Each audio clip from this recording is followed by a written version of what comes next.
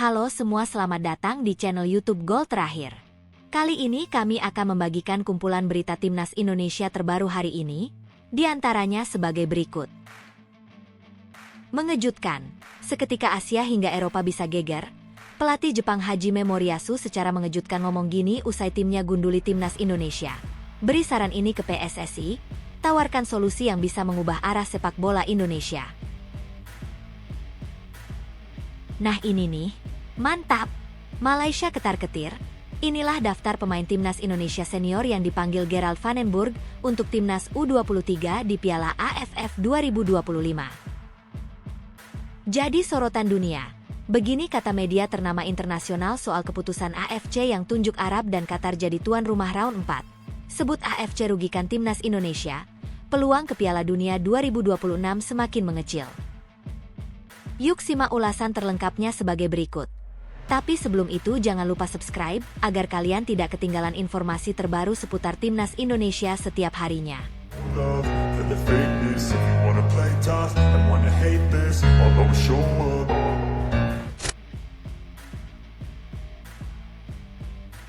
Mengejutkan, seketika Asia hingga Eropa bisa geger, pelatih Jepang Hajime Moriyasu secara mengejutkan ngomong gini usai timnya gunduli timnas Indonesia. Beri saran ini ke PSSI, tawarkan solusi yang bisa mengubah arah sepak bola Indonesia.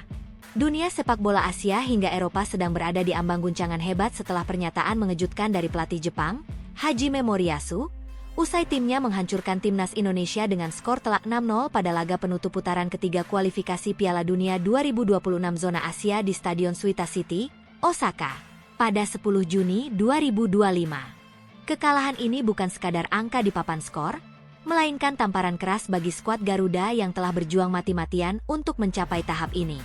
Moriyasu, yang dikenal pendiam dan jarang berbicara kontroversial, melemparkan kata-kata yang bak kilat di tengah badai, menyentuh luka lama sekaligus menawarkan solusi yang bisa mengubah arah sepak bola Indonesia.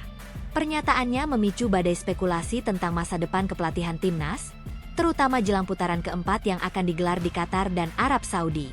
Apa yang mendorong Moriyasu berbicara demikian? Dan mengapa kata-katanya berpotensi mengguncang PSSI hingga ke kancah internasional? Berikut ulasannya. Indonesia, di bawah asuhan Patrick Kluivert, tiba di Osaka dengan status sudah lolos ke putaran keempat berkat kemenangan 1-0 atas Tiongkok pada 5 Juni 2025 di Stadion Gelora Bung Karno, Jakarta, melalui gol penalti Ula Romeni. Meski laga melawan Jepang tak lagi menentukan klasemen, Kluivert berjanji menampilkan permainan terbaik, membawa semangat untuk mencuri poin di kandang raksasa Asia. Namun, apa yang terjadi di lapangan adalah mimpi buruk yang tak terbayangkan. Jepang, meski tanpa bintang seperti Takumi Minamino dan Kaoru Mitoma, tampil bagaikan mesin perang yang tak terhentikan, dengan permainan kolektif yang rapi, pergerakan bola secepat kilat, dan pressing mematikan yang membuat Indonesia tak berkutik. Jepang menguasai 71% penguasaan bola, melepaskan 21 tembakan dengan 11 tepat sasaran, sementara Indonesia gagal mencatatkan satu pun tembakan, sebuah statistik yang memperlihatkan jurang kualitas yang menyakitkan. Gol-gol Jepang mengalir deras. Daichi Kamada membuka keran pada menit 15 dengan tendangan keras dari luar kotak penalti, diikuti Takefusa Kubo pada menit 19 melalui soloran yang memperdaya lini belakang Indonesia. Kamada kembali mencetak gol pada menit 45-6 dengan sundulan dari umpan silang Ryoya Morishita, menutup babak pertama dengan keunggulan 3-0. Babak kedua tak kalah mengerikan. Morishita mencetak gol keempat pada menit 55 dengan tembakan jarak jauh, Shuto Machino menambah penderitaan pada menit 58, dan Mao Hosoya, yang masuk sebagai pengganti, menyempurnakan pesta gol pada menit 80 dengan tap-in. Indonesia tidak mendapat peluang penalti, dan serangan mereka mandul di depan pertahanan Jepang yang dikawal Wataru Endo dan Ko Itakura, dua bek yang bermain bak benteng tak tertembus. Kluivert memilih formasi 3-4-3, sebuah pendekatan yang menunjukkan ambisi untuk menyeimbangkan pertahanan dan serangan di kandang lawan.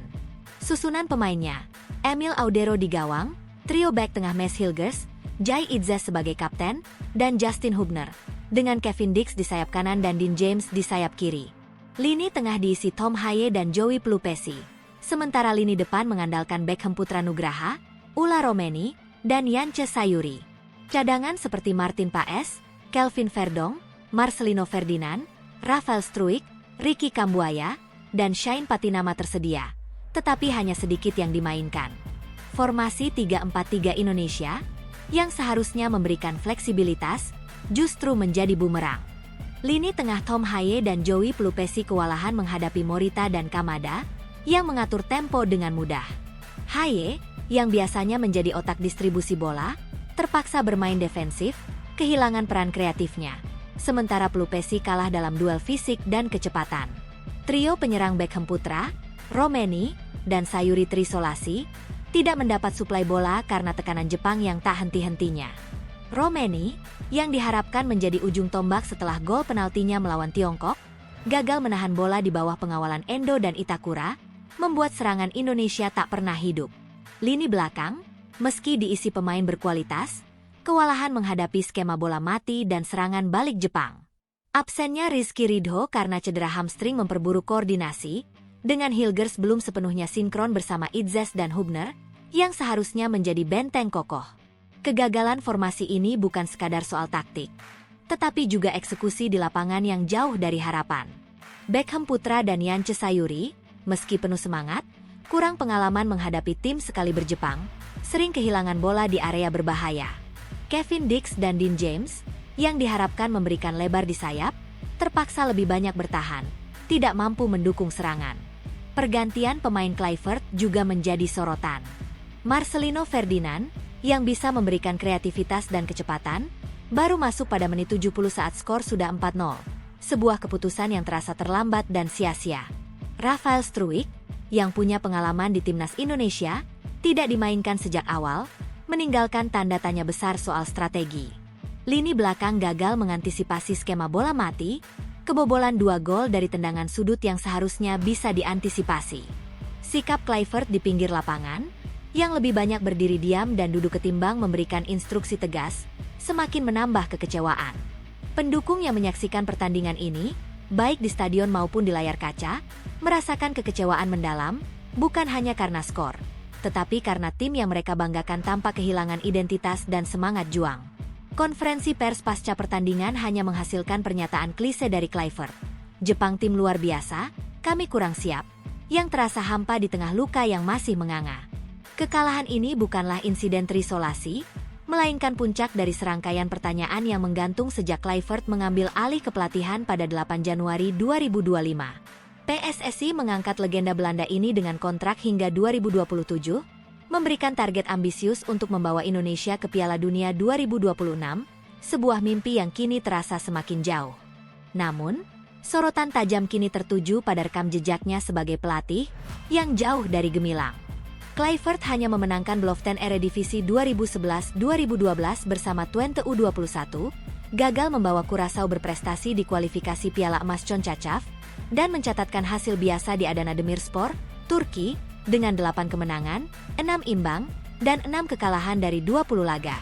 Sejak menangani Indonesia, ia meraih kemenangan 1-0 saat menghadapi Bahrain, dan 1-0 atas Tiongkok. Tetapi kekalahan telak 5-1 dari Australia pada 20 Maret 2025, dan kini 6-0 dari Jepang memperlihatkan ketidakmampuannya menghadapi tim-tim elit. Taktiknya sering dianggap kaku, gagal memanfaatkan potensi pemain seperti Jai Idzes, yang tampil gemilang di klubnya, Venezia, atau Tom Haye, yang seharusnya menjadi otak permainan di lini tengah. Pilihan formasi dan pemain seperti Beckham Putra di laga sekrusial ini menunjukkan kurangnya pemahaman mendalam tentang dinamika tim, sebuah kelemahan yang terus menghantui kepemimpinannya. Bayang-bayang kejayaan era sebelumnya kini semakin terasa. Shin Tae-yong, pelatih asal Korea Selatan yang menangani timnas Indonesia dari Januari 2020 hingga 6 Januari 2025, adalah sosok yang mengubah wajah sepak bola Indonesia. Di bawah arahannya, Indonesia bangkit dari keterpurukan menjadi kekuatan yang disegani di Asia Tenggara, bahkan menorehkan sejarah di level Asia. Shin mengantarkan Indonesia menjadi runner-up Piala AFF 2020, meski kalah dari Thailand di final dengan agregat 2-6, menunjukkan semangat pantang menyerah. Ia meraih medali perunggu SEA Games 2021 dengan kemenangan 1-0 atas Malaysia, mengobarkan harapan di kalangan pemain muda. Pada 2023, tim U23 di bawah Shin mencapai final Piala AFF U23. Meski kalah dari Vietnam melalui adu penalti 5-6, sebuah capaian yang membuktikan perkembangan pesat. Puncaknya, Shin membawa Indonesia ke babak 16 besar Piala Asia 2023, kali pertama sejak 2004, dengan hasil imbang melawan Vietnam dan Irak sebelum kalah 0-4 dari Australia. Ia juga mencatatkan sejarah dengan lolos ke putaran ketiga kualifikasi Piala Dunia 2026, mengalahkan Filipina 2-0 pada 11 Juni 2024 melalui gol Tom Haye dan Rizky Ridho, sekaligus mengamankan tiket ke Piala Asia 2027. Peringkat FIFA Indonesia melonjak dari 173 ke 127, naik 46 peringkat, berkat perpaduan talenta lokal seperti Asnawi Mangkualam, Witan Sulaiman, dan Marcelino Ferdinand dengan pemain naturalisasi seperti Jordi Amat, Sandy Walsh, dan Jai Itzes. Shin, dengan pendekatan disiplin dan taktik modern berbasis pressing tinggi serta transisi cepat, menciptakan identitas permainan yang kuat. Kemenangan bersejarah atas Korea Selatan di Piala Asia U23 2024 yang menghentikan langkah Korea ke Olimpiade menjadi momen ikonis yang membuatnya dielu-elukan sebagai pahlawan. Saya telah membangun fondasi kuat untuk masa depan sepak bola Indonesia, ujar Shin usai dipecat, kata-kata yang kini bergema di tengah kekecewaan terhadap Kluivert. Pemecatan Shin oleh PSSI, meski kontraknya diperpanjang hingga 2027, tetap menjadi misteri yang mengundang tanya. Ada spekulasi tentang ketegangan internal.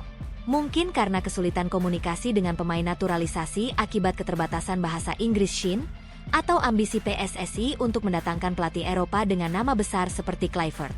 Namun, keputusan ini kini terasa seperti langkah keliru yang menghantui.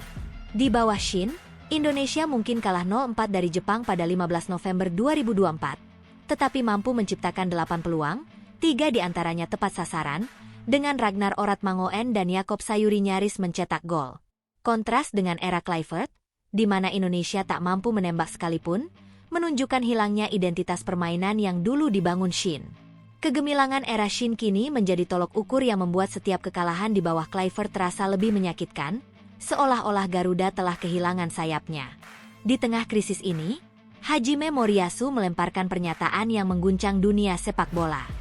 Dalam wawancaranya baru-baru ini bersama media Jepang, ia berkata, Indonesia punya potensi luar biasa, dan fondasi yang dibangun pelatih sebelumnya sangat kokoh. PSSI perlu mempertimbangkan untuk membawa kembali pelatih yang paham cara memaksimalkan tim ini. Kemenangan kami hari ini karena kami lebih siap, tapi Indonesia bisa jauh lebih baik dengan kepemimpinan yang tepat, ujar Hajime Moriyasu. Meski tidak menyebut nama Shin Tae-yong secara eksplisit, pernyataan ini jelas merujuk pada pelatih Korea Selatan itu, sekaligus menyindir kegagalan Kluivert. Moriyasu, yang membawa Jepang ke babak 16 besar Piala Dunia 2018 dan 2022, tahu betul pentingnya pelatih yang memahami DNA tim. Pernyataannya bak api yang membakar semangat sekaligus kemarahan penggemar Indonesia yang merindukan kejayaan era Shin. Ucapan Moriyasu ini bak menyalakan api revolusi di hati pendukung Indonesia. Dengan putaran keempat kualifikasi menanti pada Oktober 2025, di mana Indonesia akan menghadapi tim-tim tangguh seperti Qatar, Irak, atau Uni Emirat Arab di lingkungan yang tidak netral, tekanan pada PSSI kini membumbung tinggi. Kekalahan dari Jepang menunjukkan bahwa formasi 3-4-3 Kluivert tidak mampu menghadapi tim dengan organisasi superior, dan kegagalannya memanfaatkan pemain memperburuk situasi. Akankah Erick Thohir, Ketua Umum PSSI, mendengar seruan Moriyasu dan memanggil kembali Shin Tae-yong untuk menyelamatkan mimpi Piala Dunia 2026? Ataukah Kluivert akan diberi kesempatan terakhir untuk membuktikan diri di Doha dan Riyadh? Satu hal pasti, sepak bola Indonesia sedang berada di ujung tanduk, dan dunia menanti langkah besar PSSI untuk mengembalikan kejayaan Garuda yang kini terluka, namun masih punya sayap untuk terbang tinggi. Bagaimana menurut kalian soal pernyataan Moriyasu? Apakah kalian setuju jika Shin Tae dipanggil kembali untuk melatih timnas Indonesia? Tulis pendapat kalian di kolom komentar. Karena sejarah tidak hanya ditulis oleh mereka yang bermain di lapangan. Nah ini nih, mantap! Malaysia ketar-ketir, inilah daftar pemain timnas Indonesia senior yang dipanggil Gerald Van den Burg untuk timnas U23 di Piala AFF 2025. Timnas Indonesia U23 bersiap menghadapi Piala AFF U23 2025 dan Malaysia patut ketar-ketir. Pasalnya, Gerald Van den Burg berpotensi memanggil sejumlah pemain dari skuad senior timnas Indonesia. Turnamen yang akan digelar di Jakarta dan Bekasi ini menjadi ajang uji kekuatan Garuda Muda menjelang kualifikasi Piala Asia U23 2026. 4 pemain timnas senior yang masih berusia U23 dan dinilai berpeluang besar kembali memperkuat timnas Indonesia U23 adalah Marcelino Ferdinand, 20 tahun, Ivar Jenner, 21 tahun, Justin Hubner, 21 tahun, dan Rafael Struijk, 22 tahun. Meski mereka baru saja menyelesaikan tugas membela skuad senior di kualifikasi Piala Dunia 2026, termasuk dalam laga pahit 0-6 lawan Jepang, mereka masih sangat dibutuhkan Vandenburg untuk menghadapi turnamen bulan depan. Keempat pemain itu bukan hanya memenuhi syarat usia, tapi juga memiliki pengalaman internasional yang akan sangat berharga bagi skuad Garuda Muda. Apalagi Piala AFF U23 2025 akan menjadi momentum penting dalam membangun fondasi tim menuju kualifikasi Piala Asia U23 2026 yang dijadwalkan September nanti di Sidoarjo. Selain nama-nama dari tim senior, satu pemain keturunan Belanda juga menjadi perhatian. Pelatih Gerald Vandenburg disebut-sebut meminta langsung kepada PSSI untuk segera menyelesaikan proses naturalisasi Mauro Zijlstra, penyerang muda berusia 20 tahun milik FC Volendam. Zijlstra baru saja membawa klubnya promosi ke Eredivisie dan dinilai sangat potensial untuk menambah ketajaman lini serang timnas U23. Dalam sebuah unggahan YouTube tanggal 13 Mei 2025, YouTuber Yusa Nugraha mengungkapkan percakapannya dengan Mauro. Dia bilang, "Saat ini kita juga sedang melakukan proses, dan dia juga melakukan proses itu dengan Fardi, agen dari timnas Indonesia," ujar Yusa. Bahkan Zijlstra sendiri membenarkan bahwa Gerald Vandenburg secara pribadi menginginkan dirinya memperkuat Garuda Muda. Mauro bilang bahwa Gerald sangat tertarik atau sangat menginginkan Mauro memperkuat timnas Indonesia U23. Tambah Yusa. Piala AFF U23 2025 akan digelar pada 15 hingga 31 Juli 2025 di Stadion Utama Gelora Bung Karno, SUGBK, Jakarta dan Stadion Patriot Candrabaga, Bekasi. Timnas Indonesia U23 tergabung di grup A bersama Malaysia, Filipina, dan Brunei Darussalam. Format turnamen yang hanya mengizinkan juara grup lolos otomatis ke semifinal membuat setiap laga krusial, termasuk saat melawan Malaysia. Dengan Malaysia menjadi rival utama di grup, kehadiran nama-nama seperti Jenner, Hubner, dan Marcelino bisa menjadi pembeda. Malaysia tentu harus mewaspadai kekuatan Indonesia, apalagi bila Zijlstra berhasil dinaturalisasi tepat waktu. Sementara itu, Vandenburg belum memberikan pernyataan resmi terkait daftar pemain yang akan dipanggil. Namun, sinyal kuat bahwa ia ingin menurunkan kekuatan terbaik terlihat dari permintaan naturalisasi Zijlstra dan kemungkinan besar membawa pemain-pemain senior yang masih muda. Timnas Indonesia U23 juga menargetkan lolos ke putaran final Piala Asia U23 2026, di mana mereka akan menghadapi grup berat yang diisi oleh Korea Selatan, Laos, dan Makau. Mengingat hanya juara grup yang dipastikan lolos, penting bagi Garuda Muda untuk mematangkan komposisi terbaik sedari sekarang. Dengan potensi dipanggilnya nama-nama pemain top seperti Marcelino, Jenner, dan Hubner serta masuknya Mauro Zijlstra, Timnas Indonesia U23 di bawah komando Gerald Vandenburg punya peluang besar tidak hanya menjuarai Piala AFF U23 2025, tapi juga mencuri perhatian di Asia. Jadi sorotan dunia. Begini kata media ternama internasional soal keputusan AFC yang tunjuk Arab dan Qatar jadi tuan rumah round 4. Sebut AFC rugikan timnas Indonesia, peluang ke Piala Dunia 2026 semakin mengecil. Keputusan kontroversial Badan Tertinggi Sepak Bola Asia, AFC, soal penunjukan tuan rumah ronde keempat kualifikasi Piala Dunia 2026 disebut-sebut bakal merugikan timnas Indonesia. AFC baru saja menunjuk Arab Saudi dan Qatar menjadi tuan rumah ronde keempat kualifikasi Piala Dunia 2026 zona Asia. Kepastian tersebut dibuat pada Jumat, 13 Juni 2025, malam waktu Indonesia Barat. Keputusan tersebut membuat publik sepak bola Asia ramai-ramai menyerbu AFC. Mereka menyayangkan keputusan AFC yang cenderung menguntungkan Arab Saudi dan Qatar. Selain itu, keputusan kontroversial tersebut mengabaikan protes sejumlah peserta lainnya. 3 negara yang mengajukan protes keras AFC soal penunjukan tuan rumah yang kurang transparan. Keputusan besar AFC juga mengundang kritik dari Soha. Soha menyebut bahwa keputusan ini merugikan satu-satunya wakil Asia Tenggara di ronde keempat, Timnas Indonesia. AFC membuat keputusan kontroversial, kesempatan Indonesia ke Piala Dunia semakin menipis, tulis judul berita Soha. Timnas Indonesia memang sukses mengamankan tiket ke ronde keempat. Tim asuhan Patrick Kluivert finish di peringkat keempat grup C. Timnas Indonesia mengoleksi 12 poin dari 10 laga. Timnas Indonesia mengalami kekalahan telak di babak kualifikasi keempat Piala Dunia 2026, tulis berita dari Soha. Berkat kerja keras, Timnas Indonesia berhasil meraih tiket ke babak kualifikasi keempat Piala Dunia 2026. Namun, keadaan menjadi jauh lebih sulit bagi timnas negara kepulauan itu pasca keputusan Konfederasi Sepak Bola Asia, AFC. Lanjutnya, salah satu poin yang membuat timnas Indonesia semakin rugi adalah faktor tandang.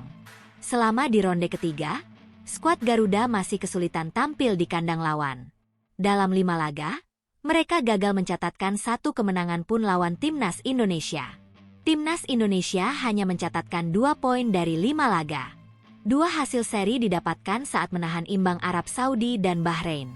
Bagi tim Indonesia, bermain di kandang lawan merupakan tantangan yang sangat besar. Pada babak kualifikasi ketiga, tim Nusantara ini hanya meraih 2 poin dari 6 laga tandang.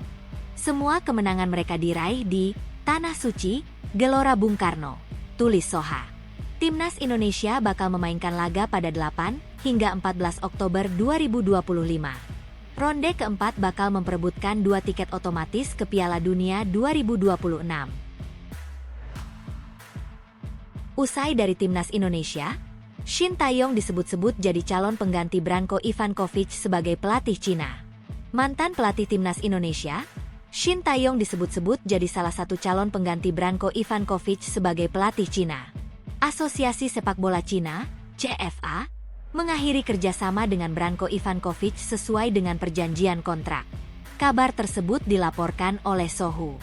Cina gagal lolos ke babak keempat kualifikasi Piala Dunia 2026 setelah kalah 0-1 dari Timnas Indonesia pada matchday ke-9 grup C di Stadion Utama Gelora Bung Karno, Senayan, Jakarta, 5 Juni 2025. Gol tunggal kemenangan Timnas Indonesia dicetak oleh Ula Romeni melalui sepakan penalti pada menit ke-45. Hasil itu membuat Timnas Indonesia lolos ke babak 4 sekaligus mengubur mimpi Cina untuk melaju. Arena kalah, poin Cina tak bisa mengejar Timnas Indonesia untuk berada di posisi keempat. CFA memecat Branko Ivankovic akibat permainan Cina yang kurang ideal sepanjang kualifikasi Piala Dunia 2026 zona Asia.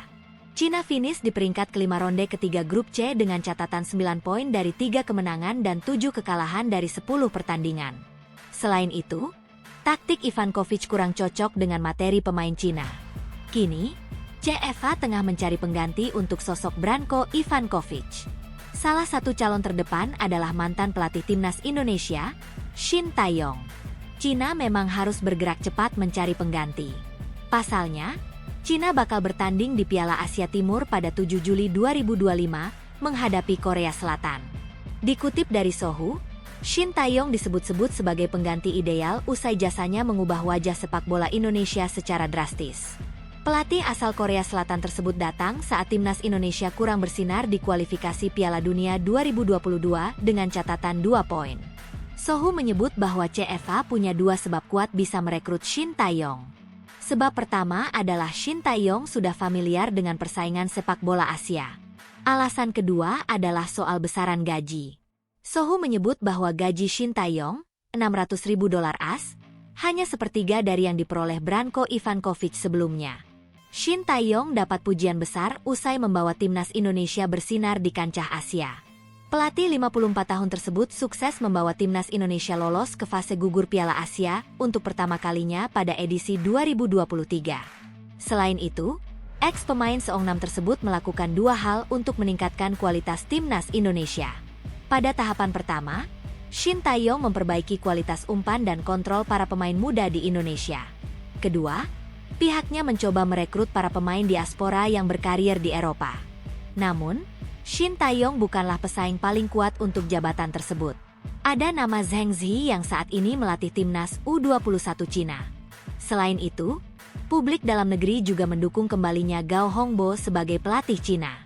Rekam jejak Shin Tae-yong disebut cocok bersama Cina untuk mewujudkan rencana jangka panjang. Lalu, Apakah CFA bakal memilih sosok Shin Tae-yong sebagai juru taktik baru Cina? Menarik untuk dinantikan.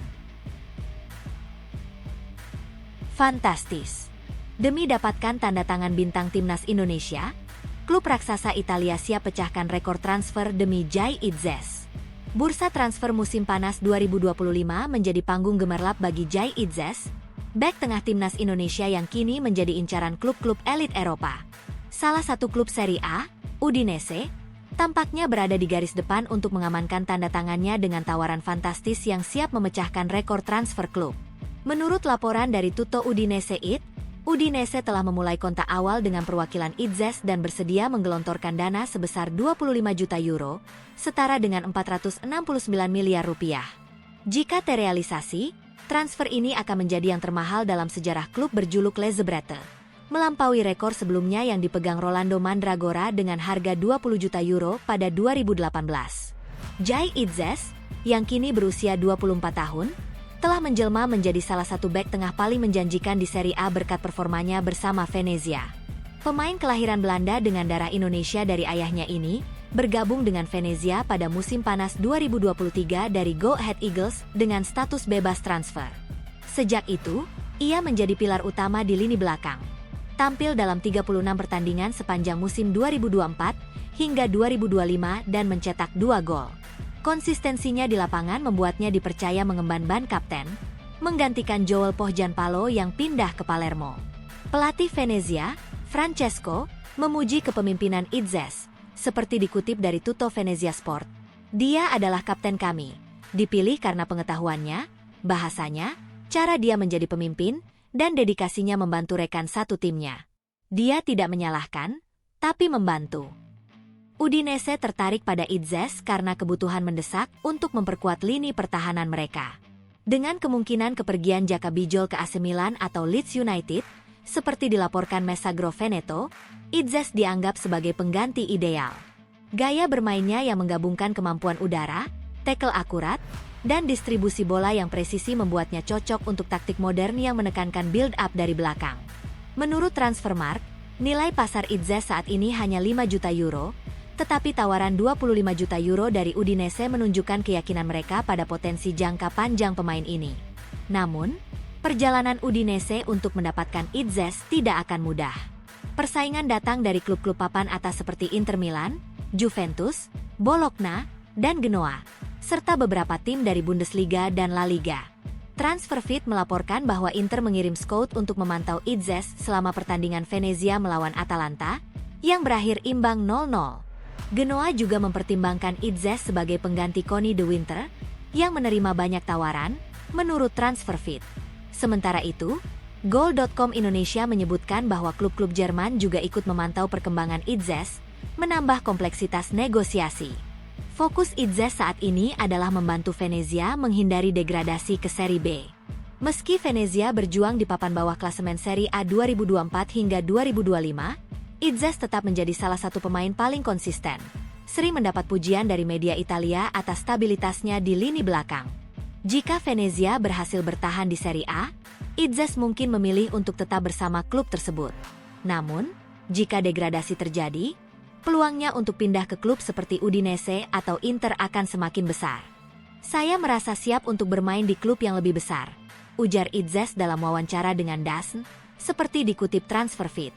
Di level internasional, Itzes telah menjadi pilar penting bagi timnas Indonesia sejak debutnya pada 2024. Dengan 13 caps dan 1 gol, ia berperan besar dalam membawa skuad Garuda lolos ke putaran keempat kualifikasi Piala Dunia 2026 zona Asia. Di bawah asuhan pelatih Patrick Kluivert, Itzes sering dipuji karena kemampuan defensif dan kepemimpinannya di lapangan. Transfer ke Udinese, jika terwujud, tidak hanya akan menjadi lompatan besar dalam karirnya, tetapi juga meningkatkan visibilitas sepak bola Indonesia di panggung dunia. Keberhasilan Itzes bisa menjadi inspirasi bagi pemain muda Indonesia untuk mengejar karir di liga-liga top Eropa. Udinese, yang finish di peringkat ke-12 klasemen Serie A 2024 hingga 2025, dikenal sebagai klub yang mampu mengembangkan bakat muda sebelum menjualnya ke klub-klub besar. Contohnya adalah Alexis Sanchez dan Juan Cuadrado, yang memulai karir gemilang mereka di Udinese.